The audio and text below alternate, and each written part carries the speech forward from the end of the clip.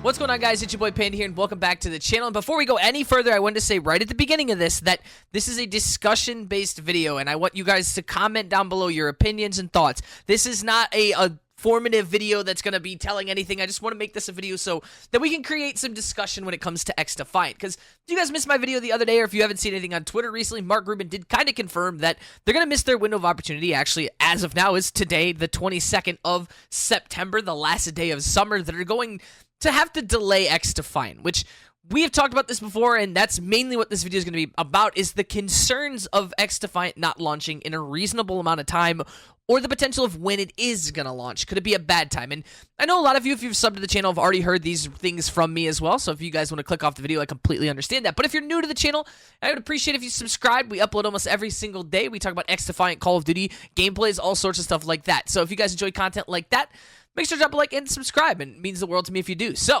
let's move on to what is going on with XDefiant. So basically, if you're to explain this to me like I'm a 5-year-old, it's that XDefiant is going through a submission process. The submission process is currently going through some bumps in the road based off of console or whatever's going on with it, and until that submission process, the game cannot be finished to launch. And then, if it does pass the submission, but it might need a day one patch, which then could push it back even further to a different release date. So, basically what we know is XDefiant's going to launch at some time at this point in October. So, the previous window that they gave for XDefiant was that of summer, and now we've moved on to October, and this is where we want to start this discussion, because I know a lot of people are not like COD fans, or they don't like COD anymore, they're not a big Call of Duty person, but I want general feedback based off of where we are now with XDefiant, because where we were a couple months ago when I would make the original videos talking about this was a different story. XDefiant had a lot of hype behind it, had a lot of people backing it that wanted to just see this game come out in a point where we had no real Call of Duty or first-person shooter game at the time to play that was fun.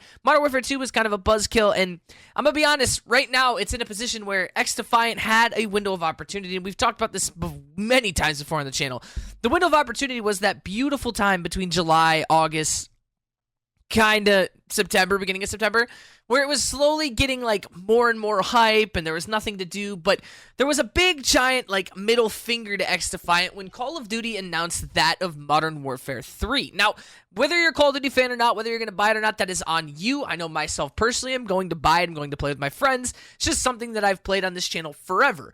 But Modern Warfare 3 did look to bring back fan-favorite maps, just features that were Call of Duty-esque of back in the day that were removed, and just kind of returned Call of Duty to a whole scenario that it was. And a lot of people understand that that's what XDefiant did differently, is XDefiant was supposed to bring back that feel of classic arcadey first-person shooters. It was supposed to be that game that people looked forward to playing because Call of Duty was such down in the dumps. But with a delay and a potential release coming right at the same time of Modern Warfare 3, does that bring any kind of, like, fear for anyone who's an XDefiant fan? Now, I will go along with the idea of the pros and the cons of both. One of the biggest pros when it comes to XDefiant, it is free to play. It's not a $70 title that a lot of people see as a reskin of a former game. It's something that is free that anyone can get on and play. It's cross-platform. You can play with your friends on any kind of console, which most games nowadays are falling in that cross-platform thing, which is great to see. But the biggest thing that sets it apart from Call of Duty is that anyone can play it at any time.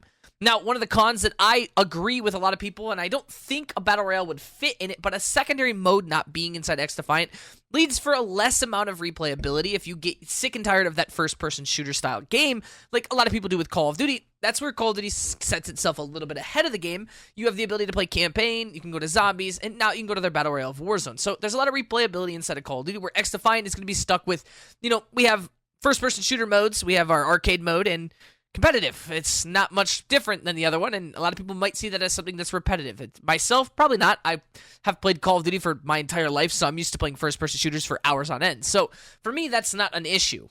I forget who brought this to my attention. I apologize for that. If I can remember it before I upload the video, I'll put their link in the description. But this is a lot like Titanfall 2.